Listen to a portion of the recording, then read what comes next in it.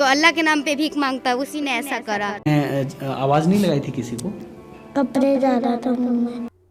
6 साल की उम्र में क्या होती है, इसी उम्र में हम खेलते खाते बड़े हो रहे होते हैं। बड़े होकर क्या बनेंगे उसका सपना अपनी आंखों से देख रहे होते हैं। सोच के देखो 6 साल की उस बच्ची पर क्या बीत रही होगी, जिसके मरे हुए बड़े भाई के दोस्तों ने खाने का लालच देकर ऐसा गाव दिया कि पूरी जिंदगी भर उसकी यादों में काली स्याही से लिख दिया गया। छत पे ले गया था अपने खड़काने, फिर गंदी बात करा।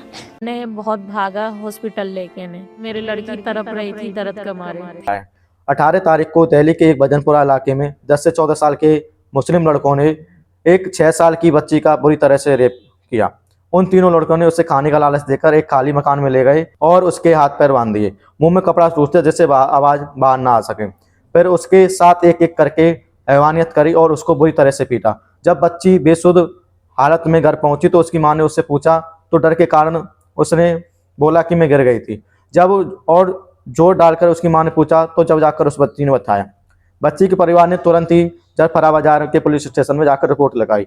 3 में से 2 बच्चों को पुलिस ने गिरफ्तार कर लिया है, एक अपने परिवार के साथ फरार। तेज का माँ बोल रही थी, गलत बोल रही, तुम्हारी लड़की का साथ में ऐसे ही होना चाहिए।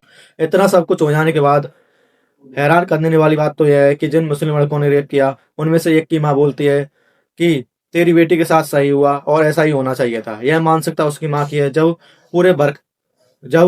पूरे घर का माहौल ही ऐसा हो तो ये सब करना उनके बच्चों के लिए एक आम बात है। ऐसी मानसिकता वालों के लिए लड़का नाबालिग है तो उसके माँ बाप की सजा दो, क्योंकि सीख तो घर से ही मिल रही है। जिन लोगों को खुद की मानसिकता ऐसी हो तो बच्चे भी ऐसा ही पैदा करेंगे। मैं सिर्फ ये चाहता हूँ उस बच्ची को इंसाफ मिले और जिन लड़कों ने हैवानियत की है को सजा मिले। इस बारे में आप क्या सोचते हो कमेंट बॉक्स में बताइए।